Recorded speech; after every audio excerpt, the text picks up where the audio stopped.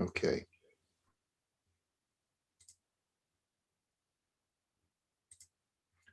So we had finished the text of the Rav Shulchan Aruch about competition. Opening up a store to the public is perfectly okay. You can also entice customers as much as you can. That's all fair game, right? And you can lower prices, and you can do whatever you can to entice the public. But we just saw that there's something called a midas chasidus, an act of piety, not to invade into the turf of someone else's business whenever you can avoid it. Okay, so let's take a look at the Imrei Yaakov at this point. So aval mutter min hadin livnei ha'ir lereid echad betoch umnut chavero, that the people of the same city all have a right to compete for the public's business. And notice that the language is livnei ha'ir, the members of the same city. So he writes, Davka livnei osa ha'ir. It's only for the members of that city. Aval lo lemi she'eno dar bi'ir zu, ve'eno mishalei mas bi'ir zu. But this is not stated about someone who does not live in that city and someone who does not pay the taxes to that city, because he's therefore is coming in from another place where perhaps he has a different structure of commerce, and also he doesn't have the same privileges of a local person because he's not a taxpayer to that locality. So that's the reason why there's a distinction in halacha between someone who's coming in as a local merchant versus someone who's coming in from another city. Aval ben osa ha'ir shari min hadin af lechatchila v'hachi nahug b'tfutzos Yisrael. But if you are a member of that city, so then you are permitted even lechatchila to come in and compete and open up your own store. And this is the accepted custom in all Jewish communities. It's only out of piety that it would be appropriate to refrain. Okay, now how do we translate that into big conglomerate businesses? On the one hand, you could argue that a conglomerate that's coming in from Arkansas, let's say, like a Walmart, is coming in to do unfair competition. But on the other hand, it's not that simple, because they're hiring managers and staff from the local people. So it's really it's there. The comparisons to the cases that are being offered in the old world don't always carry over in a very effective way. So we'll have to see how we'll take a look at some sources later on, God willing. Next week we're going to spend a little bit extra time on this one halacha of fair and unfair competition. Lahoshiv chanut bitzad chanut, to set up a store next to another store. Das habeis Yosef delo rak ba'ofen zeh sharei, ela afilu b'movoi hasatum mishalosh sadim v'nichnasim lo rak mitzad echad. So you can set up one store next to another. So the Beis Yosef is of the opinion that not only can one person come in and set up a store down the road from another person, but even if it's a private road, it's a mavui, what we define as an alleyway, which is only open to the local residents of that immediate neighborhood, which is usually, just several homes in that neighborhood. So let's say you have a dead-end alleyway, and only the residents of that alleyway come into that street. V'yesh leReuven chanut bifnim b'tzad hasatum, and Reuven has a store towards the end of the dead end. B'Shimon rotza liftoach chanut b'tzad hasheni b'knisa lemavoy. And Shimon now wants to open up a new store that offers similar goods closer to the entrance of that alleyway. So by force, it'll be necessary that anyone who wants to patronize Ruvain will have to pass Shimon's store on the way to Ruvain's store. So ba'ofen shekol hanichlas lemavoy over tchil al petach chanuto shel Shimon. Mikol makom, nonetheless, says the Beis Yosef, ein yachol Ruvain la'akev alav. The Beis Yosef is of the opinion that Ruvain cannot stop him because the fact is that competition is competition. And if Ruvain is offering a better service, and if he has loyal customers, then people will walk the extra few feet to go to Ruvain's store. Aval hadarke Moshe paligalav behochiach debazeh yachol la'akev alav. But the Darkei Moshe, which is the same as the Ramah, but just in different commentary, writes, he says, I disagree. And he wants to argue that in that situation where you are literally sort of choking that person's business position because everyone that it's perforce going to stop people from coming to Ruvain.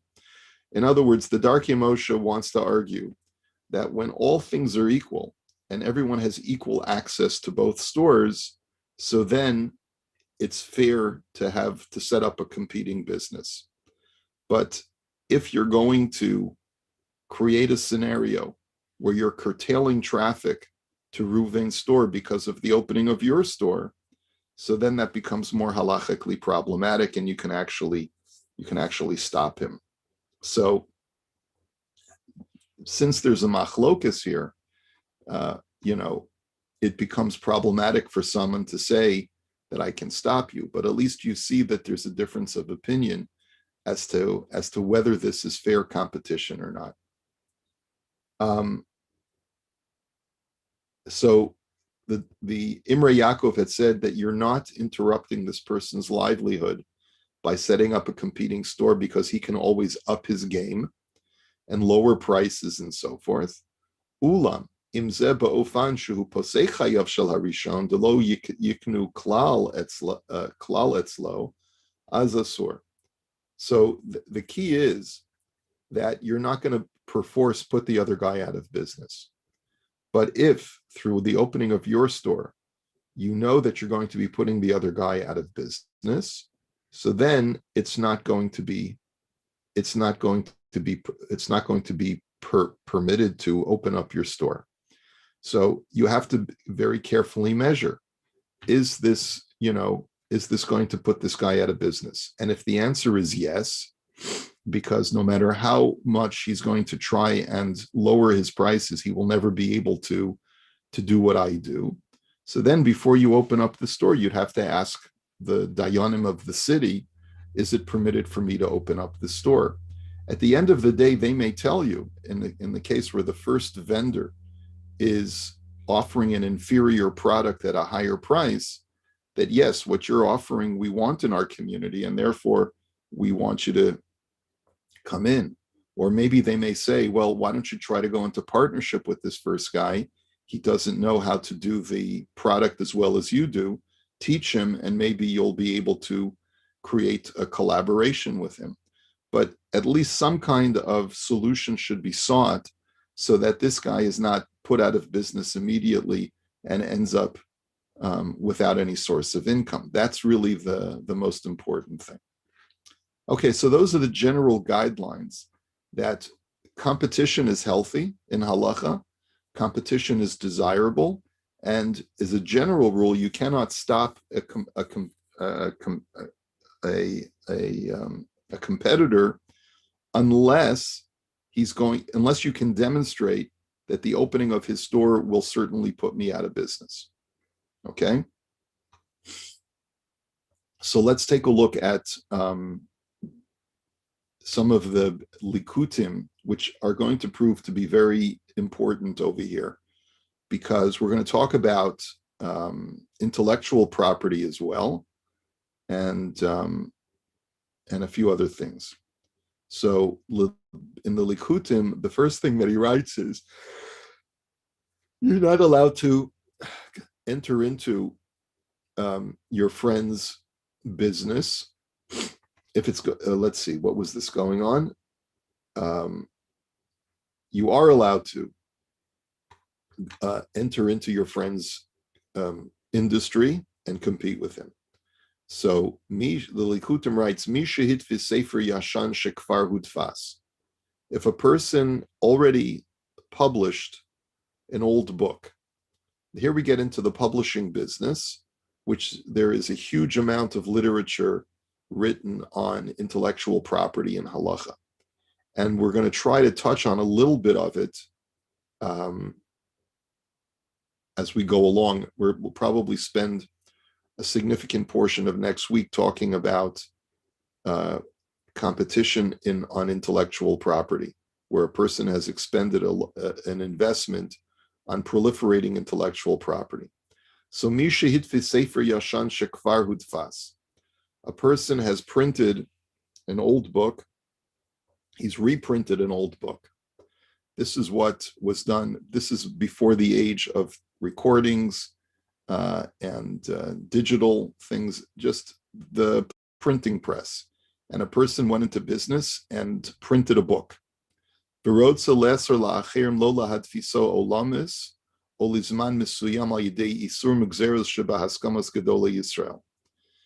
he wants to, in order to be able to sell this book and to recoup his investment and to make a profit, he writes at the introduction to the book that no one is allowed to republish this particular book because I've invested a lot of effort in publishing this book. So there are case histories of this happening, but let's say a person is publishing a new set of Rambam, okay? The Rambam's Mishnah Torah, and he's republishing the Rambam.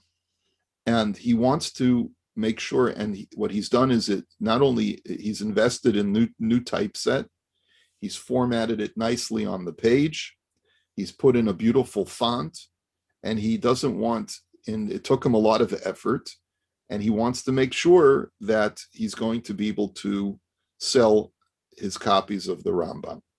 So he writes in the opening page of his Sefer that no one has a right to republish this Rambam and to sell a different version of the Rambam for, let's say, 5 years or 10 years until I'm able to recoup the investment from the sale of my book. So nechleku bazeha achronim. So there is actually a machlokus in this respect. Now here, there's no argument as far as taking this fellow's typeset, because remember, in the old world, everyone had their own typeset. You couldn't just take someone else's typeset work and photocopy it. You would have to typeset the pages on your own. And he's basically telling people, I don't want anyone to compete with me in putting out a new edition of the Rambam because I want to sell out my copies so that I can recoup my investment. This is a machlokes in the latter poskim, the Das Hagon Morenu V'Rabbeinu Harav Mordechai Bennett She'ein Makom L'Chol HaYisurim. So if Mordechai Bennett, I believe, lives in either the 18th or 19th century, and he says, someone look that up for me, because we'll see the dates on these are going to be relevant. He says that there is no basis to prohibit other people from publishing a Rambam on their own. Kilo matzinu kayotze bazeh sheyizkeh harishon badin la'akev al acher habo acharav. He says there's no basis to preclude someone else from publishing their own Rambam. Where do we see that you can take you can corner the market on the sale of a particular sefer? Now, remember, this is not an intellectual property issue, because I'm taking the intellectual property of Maimonides, who's been dead for centuries, and I've just invested in a new typeset of the Rambam, and I want to sell that off. And I want to tell other people, don't typeset your own version of the Rambam's writings, because otherwise you're going to stop me from selling my volumes. So Rav Bennett says that you're not able to do that. Is he? When did Mordechai Bennett live? No one? Okay. Find it. What? I couldn't find it. I couldn't find it. My computer freezes up. Oh, okay. Here. Okay. I also have an old computer. But wasn't there also a modern day with the Sonsino Gemara back in the 80s, where somebody came up with a new set of Gemaras that were exactly the same as the Sonsino? I forget the name of the publisher. And then the second set was cursed, and people who bought it died and stuff. Yeah. So first of all, let's see. He was a rabbi. He was the chief rabbi of Moravia and Nikolsburg. But I'm trying to find. It's weird that there's no date of birth 1753. 1753 is when he's born or when he dies? Birth.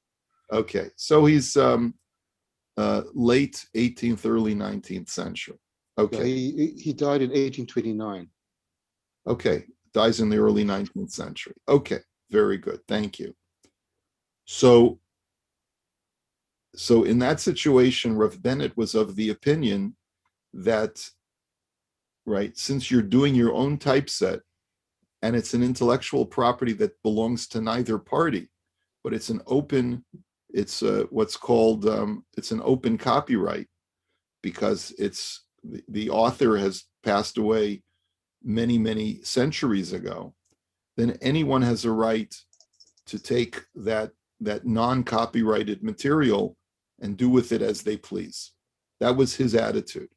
So in reference to your case, Izzy, I'm not really sure about, I don't remember the details of that case, but if the difference being is if you photocopy someone else's typesetting, that becomes more problematic because you're reaping the benefit of that person's investment. Okay, and that's why I wanted to make sure that we understand we're not talking about a case where you're simply photocopying someone else's typeset. Okay, because the typeset itself, even in the modern era, is intellectual property. Because, I mean, talk to Steve Jobs. That's how Apple computers was the beginning of a revolutionary age, because it was all about not so much even technology, but rather graphic art. And the way that you lay out a page and the font that you choose and the amount of white space versus print, all of that is intellectual property, and that you can stop someone from photocopying. But here, since we're dealing with late 18th, early 19th century technology, we're dealing with one publisher who wants to prevent anyone else from doing their own typesetting to publish the Rambam. And so Rav Bennett says you can't do that. But he says, V'hachsam sofer, bilikute shut simin nun zayim, paligalav, usvira leidim lo ye'esru acherim ikalachu she'it batil melechet hadafus, v'tafuk Torah chas v'shalom. And the Chassam Sofer disagreed. And he said that perhaps technically you cannot bar someone from competing and typesetting their own print, their own version of the Rambam. But nonetheless, the concern is that what if another person will try to typeset the same work? That type of competition will eventually prompt anyone who is contemplating going into publishing to withdraw. I think where did we see this idea that sometimes opening up a competing business will actually do the exact opposite of creating healthy competition, but rather that we saw this in Rav Gestetner's tshuva. He said no one's going to want to open up a yeshiva if they know that anytime they invest all of this effort into a building and into administration and into getting students to come, anyone could come and just swoop in and take away their investment. It's going to actually cause the reverse of a proliferation of Torah study. And the same thing says the Chassam Sofer is true, that if we allow anyone to come in and do this kind of just do your own thing and what this completely open market, it's going to actually discourage further people going into the publishing business. And this will actually cause a reduction in Torah study. The Kosav Bishut Sholu Meishiv Chelek Aleph Simim Mem Dalet Dechol Zeh B'Sefer Yashan Shu Utfas Kavar. So just another caveat is that here we're talking about an old sefer that the author has been dead for centuries, and it's already been published multiple times. Aval sefer chadash shahamechaber chibero, but a new book where the author is still alive, and he's the one who's invested in the publication of the book, and now he's selling his own book. There, bazeh pashut sheyesh koach biyado le'asor la'acherin bilti rishuto beli. I'm not sure what that abbreviation is, but he says you certainly, as an author, have a right to stop other people from publishing your intellectual property. That you for sure can do. V'yesh cholkim, and even there are those who disagree. Or I refer you to the Pischei Tshuva, and I also refer you to later on in the laws of theft, where we're going to talk about the stealing of intellectual property. Since this work, Imrei Yaakov, was published, there has been a huge revolution in the technology of how we reproduce intellectual property, because this was written, at the beginning of the technological revolution of the 80s, and now in the last 50 years, 40 years, whatever it is, we've changed the world has changed entirely with the use of the personal computer in the way that we share intellectual property. And so I want to spend a little bit of time on this issue, but we're going to save that for next week on competition. I gave a whole shiur on copyrighted material and so forth, and so we'll talk a little bit about that next week. But let's take a look at, with the few minutes that we have left, he writes in this Likutim over here, he says, Ayin be'emuna uvitachon lahachazon ish, and he tells you where it is. He says, I want you to take a look at the Sefer Emuna and Bitachon that the Chazon Ish wrote. Rav Karelitz wrote a number of years ago in the early 20th century a work on placing one's trust in Hashem. And here, we're not getting so much into the halachic issues, but we're getting into some of the attitudes that a person should have as far as placing his trust in Hashem. So I hope everyone can see this screen. Does everyone see the words Umasha anu ro'im b'chayim? It's in the Rashi script. This was written in the early 20th century by Rav Karelitz, who was known as later in life as the Chazon Ish, based on this work, which is called Chazon Ish. Okay, he writes, Umasha anu ro'im b'chayim. We see this many times in life.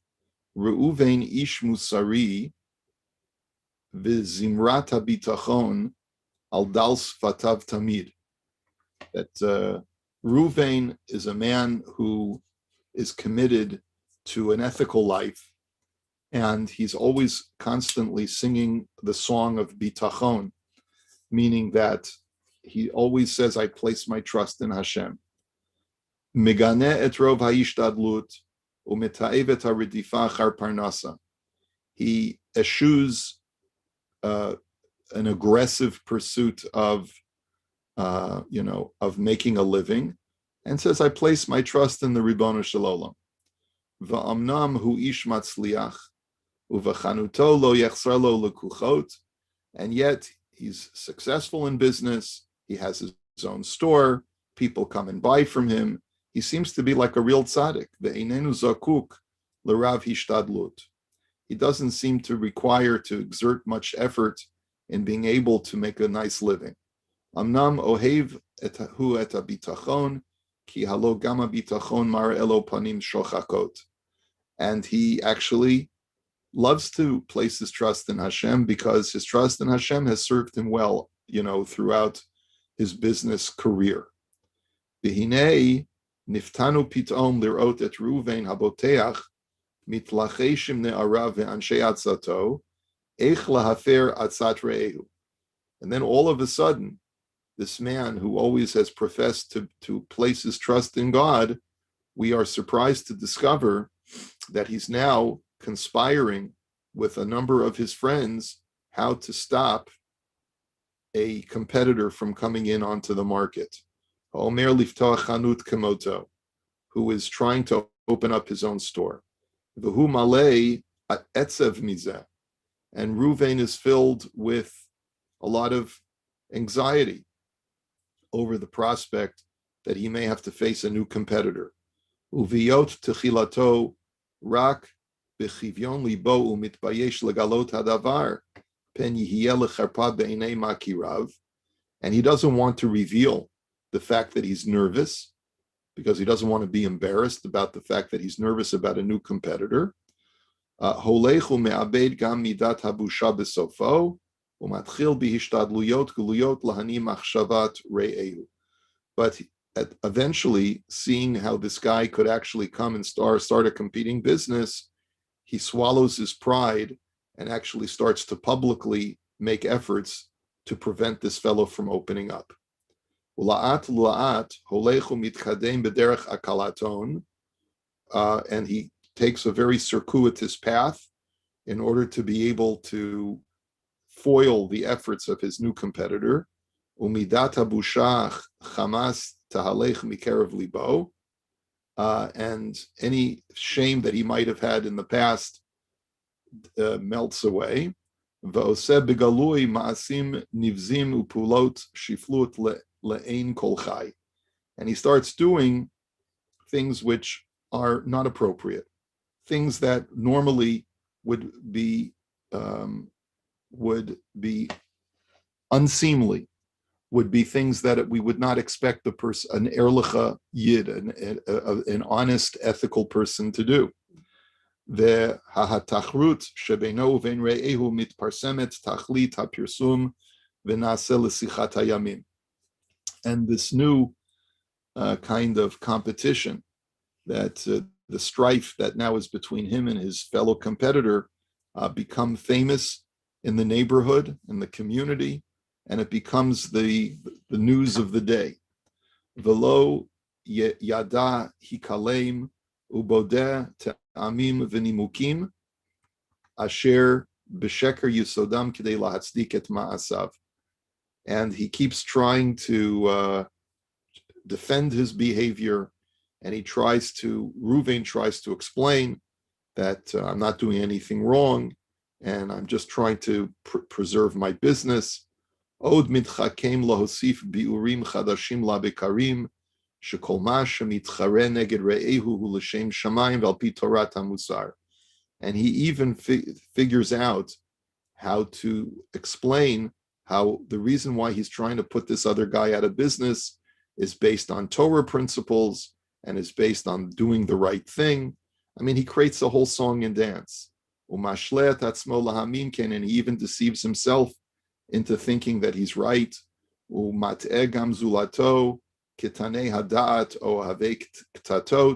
And he's able to convince other people who really either are ignorant or just love a good fight. You know those guys, when they hear about a machlokas, they say, hey, this is fun. They pull up a seat and they want to know more and they want to even fan the flames. Ba'al harov mitlaktim sivivo rodfei meriva v'chovevei rachil v'hasatan matil shalom beinehem. And he's able to gather together other people who love a good fight and love gossip. And And they're able to create this whole churning of this fight, Lashon Hara, Rechilus, Sheker, Sinas Chinam, Marichei Yamim Vishanim, that they start this whole cottage industry of gossip and lies and senseless hatred. Ve'eno min hanimna lihipagesh begoral hara hazeh gam be'isek ruchani legamrei. And he says, and it's even possible for this to happen, like Ron was talking about the other day, about competition, even in the spiritual or religious sphere, where people can sometimes get into fights, even for religious institutions and religious businesses. Ba'ofanim yuchadim uvemikrim me'ur palim v'chol sidrei machloket mitnahagim gam etzlam b'mishtar hanahug davar al ofno. And basically, he says that unfortunately, people who profess to have bitachon, sometimes their bitachon, their trust in God, flies out the window when they start to see their parnasa being threatened. Okay, we'll continue this Amir Hashem next week. It's already 7:01. And let me just wish you a Chodesh Tov, a good Shabbos. Don't forget to, if you're davening at home, to say Hallel, Yalav Yavo, Musaf, and so forth. So good Shabbos, everyone. Thank you. Shabbos.